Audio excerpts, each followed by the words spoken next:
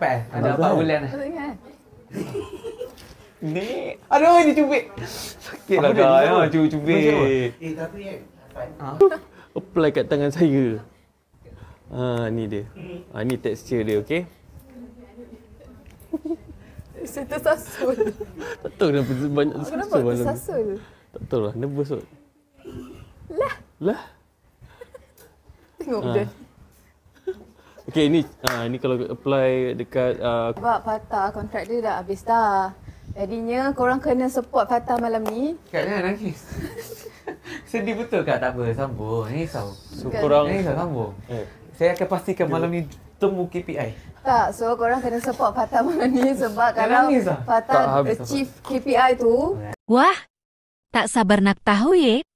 Sebelum tu klik button subscribe dan tekan simbol lonceng. Live paling ditunggu-tunggu adalah live Fatah Amin dan Amira Othman.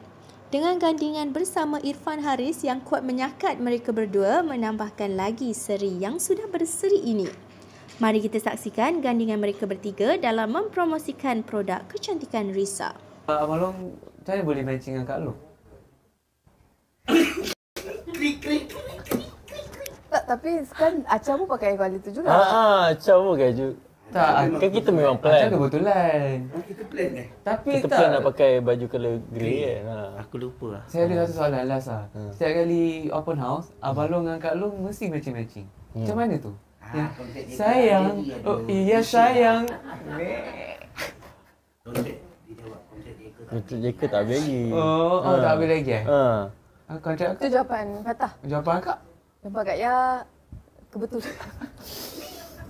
Takkan sekali sama kebetulan. Taklah, Takkanlah sekali sebenarnya kebetulan. Kak cakap kadang-kadang kebetulan, kadang-kadang plan. Tapi memang betul kadang kebetulan. Oh plan. kadang-kadang Akak kebetulan. mengakulah plan. Ada je. Okey, guys. Tapi untuk work purpose lah. Untuk promote. Kan? Kan kontrak jaket tak habis lagi. Oh, tapi open house. Tak apalah, saya takut kena sumbat stall lah. Saya habiskan soalan saya kat sini lah. Okeylah, saya nak jawab soalan netizen lah.